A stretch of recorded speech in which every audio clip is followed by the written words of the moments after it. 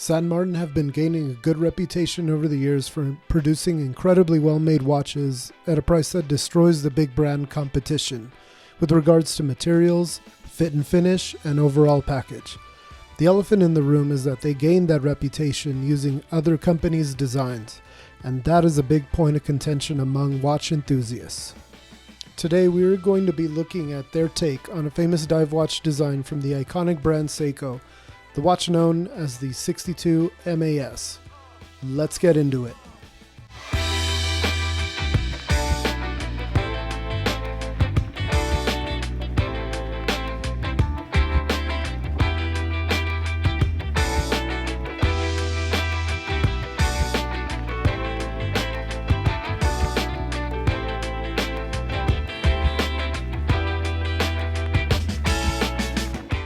This watch is from my own collection, therefore it is not a sponsored video.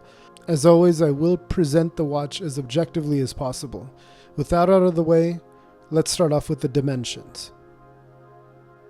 Here we have a case diameter of 39 millimeters.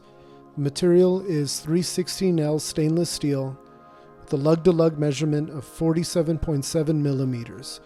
We have a lug width of 20 millimeters, a thickness of 13 millimeters, and the crystal is a sapphire crystal with anti-reflective coating. The water resistance is at 200 meters, and it is powered by the Seiko NH35 automatic movement. The watch is frequently on sale and is available through AliExpress for only $160 US. It is offered on a bracelet or a tropic rubber strap.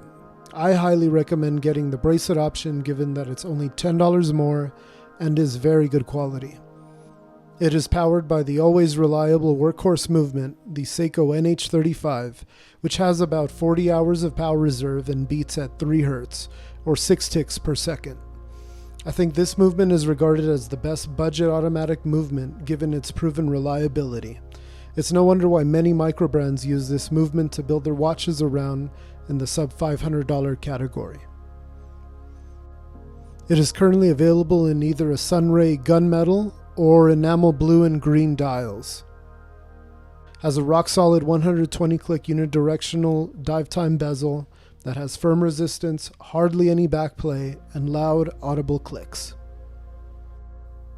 The bezel insert is a deep black color and made from ceramic, which gives it a premium look and durability and scratch resistance when compared to aluminum or steel. The bezel also has beautiful engraving for the numerals and markers and are filled with a silver paint, which gives it a very premium look. The execution here is outstanding. It has a circular lume pip at the 12 o'clock position and has matching C3 lume and is well integrated. The crystal sits just proud of the bezel and has a nice piece of double dome sapphire with blue AR coating. Thankfully, the blue hue is subdued and only present when viewing at certain angles. The case has a nice turn down of the lugs, crisp and well-defined transitions between the brushed top surface and the high polished flanks. The bracelet is very well made, has a beautiful brushed top and bottom surfaces with high polished sides. The male end links fit almost seamlessly to the case. They, however, do extend the effective lug-to-lug measurement.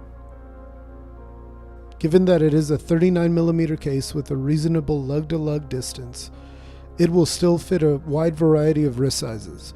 While the individual link articulation is great, the fact that it doesn't come close to draping nicely onto the case back can possibly sacrifice bracelet comfort on smaller wrists than 6.5 inches. On my 7-inch wrist, it is comfortable with no issues there. The clasp is very well designed and was used on San Martin's more expensive watches before they introduced their on-the-fly adjustable clasp. It is fully milled upper and lower, has nice chamfered edges, a mixture of brushed and high-polished surfaces, beautifully machined push buttons, 4 positions of micro adjustment, which should give you a great fit, and tight tolerances throughout. It has San Martin's hex logo applied, which gives an overall premium look and feel. San Martin typically use screw pins to secure the bracelet links. However, they have chosen the pin and collar system here to keep the cost down. The upside is that once it's sized for your wrist, you don't have to worry about screw pins coming loose over time. The downside is that if you are unfamiliar to resizing pin and collar, it is an absolute pain in the ass. The pins here have a very tight fit and will require a bit of force to break them free. If you are not comfortable with resizing a pin and collar bracelet, then do yourself a favor and take it to your local watchmaker or jewelry store to resize. Now let's focus on the star of the show, the dial. Seriously, look at how awesome this dial is. For the price, man, it is really hard to beat. The minute track is crisply printed on the periphery of the dial. The rehaut is made of stainless steel and is relatively thin, meaning that it doesn't sit too far off the dial. The applied indices are bold and executed to a very high standard and filled to the brim with C3 lume, which gives a bright green glow.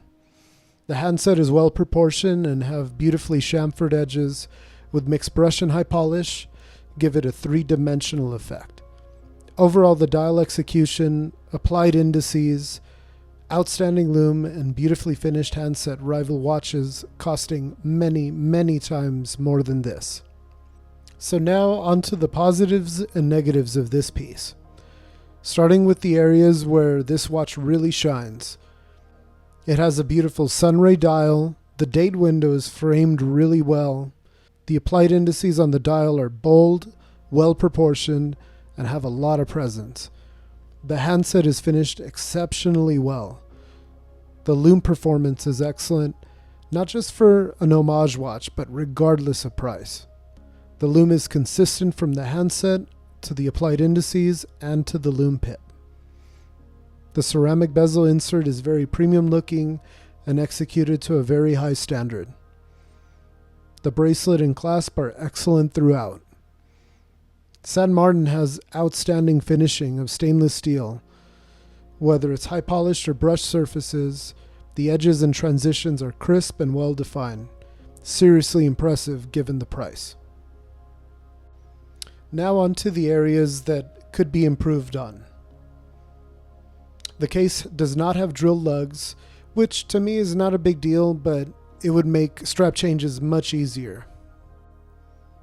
The bezel resistance is a bit too firm for my liking, and the clicks are loud, the loudest clicks of any watch that I've owned or handled.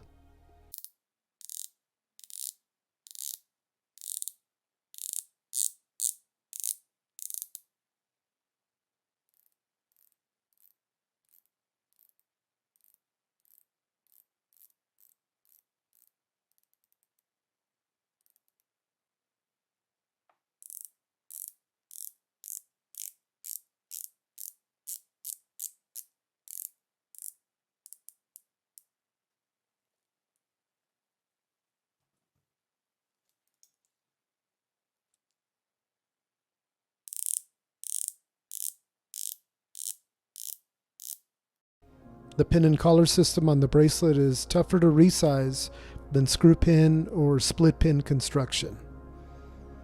And the male end links don't allow the bracelet to drape downward and can be less ideal for collectors with smaller wrists.